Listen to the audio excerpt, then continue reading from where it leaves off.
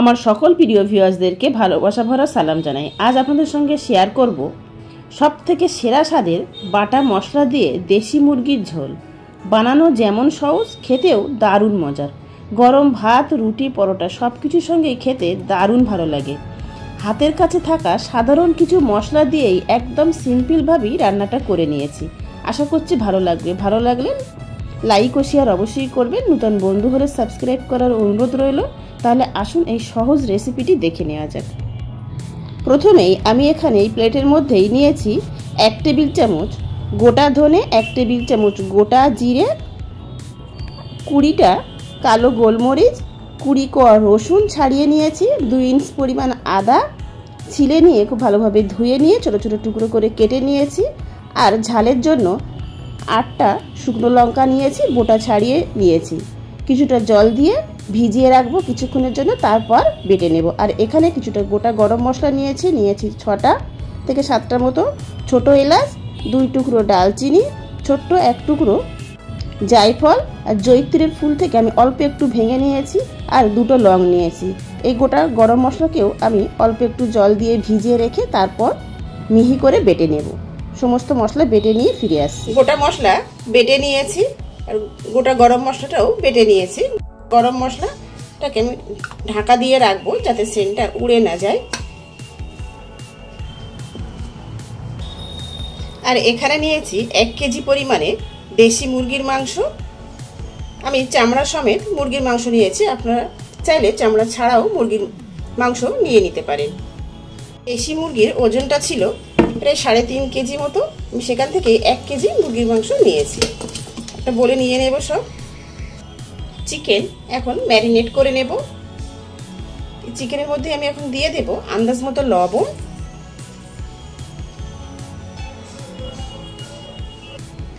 আর half teaspoon হলুদ গুঁড়ো। এবার এখানেই বাটা মশলাগুলো সব দিয়ে দেব। আদা, রসুন, ধনে, জিরে, মরিচ, শুকনো লঙ্কা এগুলো সব বেটে নিয়েছি একসঙ্গে, সব দিয়ে দেব।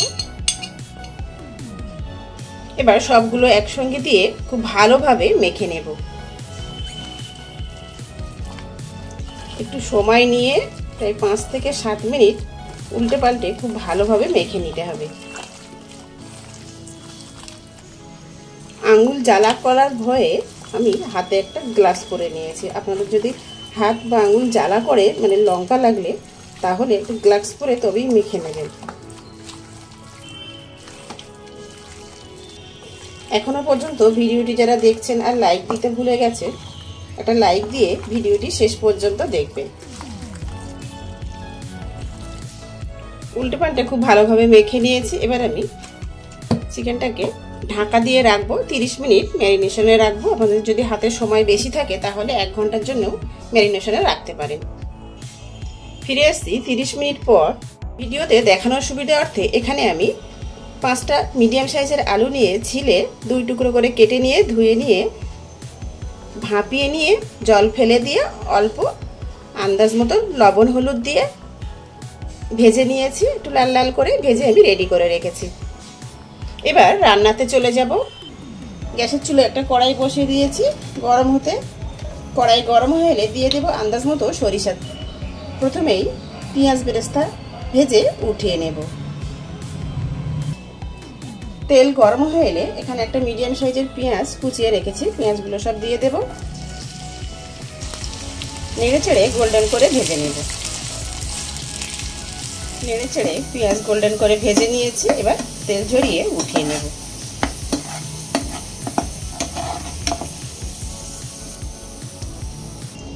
পেঁয়াজ বেরেস্তা ভেজে উঠিয়ে নিয়ে ওই একই তেলের মধ্যে ফোড়নে দিয়ে দেব 2টো তেজপাতা ছোট করে টুকরো করে কেটে নিয়েছি, আর 2 টুকরো ডালচিনি, 2টো লং, 2টো ছোট এলাচ, আর 1/4 টিস্পুন গোটা জিরে।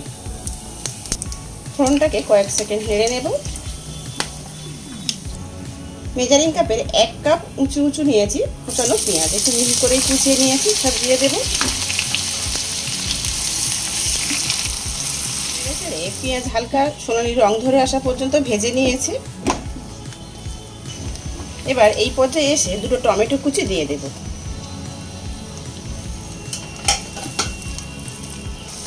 কয়েক মিনিট টমেটো নরম হয়ে আসা পর্যন্ত ভেজে নেব।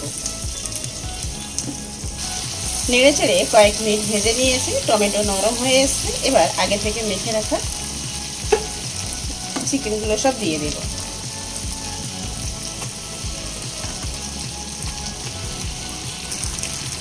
এবার নেড়ে চেড়ে কষিয়ে নিতে হবে।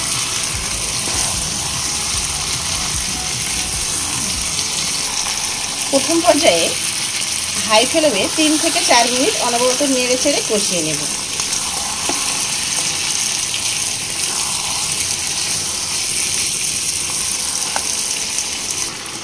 হাই ফ্লেমে 4 মিনিট মতো আমি নেড়ে চেড়ে কষিয়ে নিয়েছি। এবার গ্যাসের ফ্লেম মিডিয়াম লো ফ্লেমের মাঝামাঝি রেখে দিয়ে আরও 10 থেকে 12 মিনিট এভাবে মাঝে মাঝে নাড়া দেব, নাড়া দিয়ে কষিয়ে নেব। কষাতে দেখুন টমেটো থেকেও তো জল অল্প বেরিয়েছে, আর চিকেন থেকেও বেশ খানিকটা জল বেরিয়েছে। আর এই চিকেনের জলেই চিকেনটাকে খুব ভালোভাবে নেড়ে ছেড়ে কষিয়ে নিতে হবে। এই কষানোর কাজটা একটু সময় নিয়ে ধৈর্য ধরে কষিয়ে নিতে হবে, তাহলে চিকেনের টেস্টটা খুব ভালো হবে।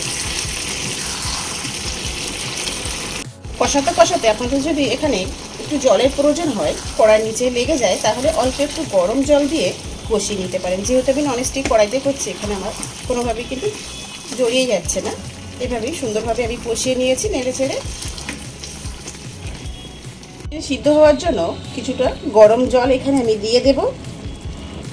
আপনারা যদি প্রেসার কুকারে চিকেন সিদ্ধ করে নিতে চান, যেহেতু দেশি মুরগি একটু সময় বেশি লাগবে সিদ্ধ হতে, তাহলে প্রেসার কুকারে দিয়ে আন্দাজ মতো গরম জল দিয়ে 3 থেকে 4টে সিটি দিয়ে নামিয়ে নেবেন, চিকেন সিদ্ধ হয়ে যাবে।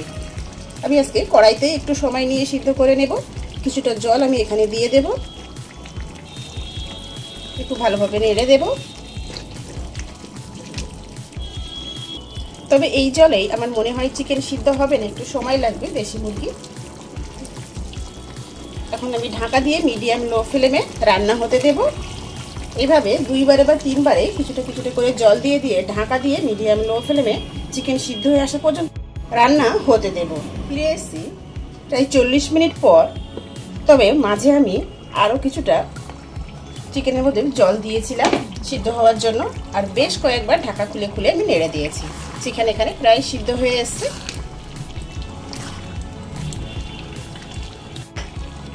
যেহেতু মাংস আমাদের সিদ্ধ হয়ে এসছে, আগে থেকে যে আলু ভেজে রেখেছিলাম সব দিয়ে দেব। যেহেতু আলু আমি ভাপিয়ে নিয়ে তবেই ভেজে নিয়েছিলাম, আলু এখানে একদম সিদ্ধ হয়ে আছে, সব আলু দিয়ে দিলাম। দেশি মুরগি কতটা ছোট বা বড় তার উপরেই নির্ভর করবে সিদ্ধ হওয়ার সময়। যদি বড় হয়, যেহেতু আমার বেশ বড় ধরনের মুরগিটাই ছিল, তাই একটু সময় বেশি লেগেছে। তবে যদি ছোট মুরগি হয় তাহলে একটু সময় কম লাগতে পারে, এই আর কি। একটু সময় নিয়ে বুঝে রান্না করে নিলেই রান্নাটা একদম পারফেক্ট হবে। খুব ভালোভাবে আলু দেওয়ার পর নেড়ে নিলাম। আমি ঝোলের জন্য আন্দাজ মতো গরম জল এখানে দিয়ে দেব। যে যেমন ঝোল বা গ্রেভি রাখতে পছন্দ করেন সেই অনুযায়ী জল দিয়ে দেবেন। গরম জল দেওয়ার পর ঝোল ফুটতে শুরু করেছে। এবার আগেই যে গোটা গরম মশলা বেটে রেখেছিলাম সব দিয়ে দেব।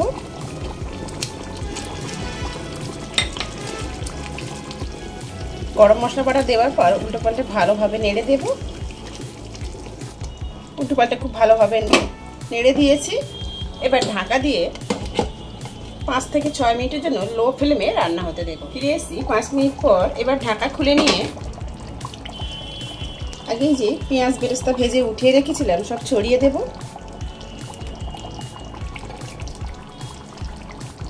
পেঁয়াজ বেরেস্তা ছড়িয়ে দিয়েছি। এবার গ্যাসের ফ্লেম অফ করে দেব। একটু হালকা হাতে এভাবে একটু নেড়ে দিয়েই গ্যাসের ফ্লেম অফ করে দিয়ে স্ট্যান্ডিং টাইমে রাখবো, তারপর সার্ভ করে নেব। কিছুক্ষণ পর সার্ভিং বলে উঠিয়ে নিচ্ছি। আপনারা দেখে নিশ্চয়ই বুঝতেই পারছেন দেশি মুরগির ঝোলের কালারটা কত সুন্দর হয়েছে, খেতেও দারুণ মজার হয়েছে। আমার মতো করে বাড়িতে একদিন হলেও অবশ্যই ট্রাই করে দেখবেন, ভালো লাগবে। আশা করছি একটু হলেও আজকের এই সহজ রেসিপিটি আপনাদের ভালো লেগেছে। ভালো লেগে থাকলে ভিডিওটিতে লাইক দেবেন, নতুন বন্ধু হলে ইউটিউব চ্যানেলটি সাবস্ক্রাইব করবেন, আর ফেসবুক পেজটি ফলো করার অনুরোধ রইল। ভিডিওটি শেষ পর্যন্ত দেখার জন্য সবাইকে ধন্যবাদ।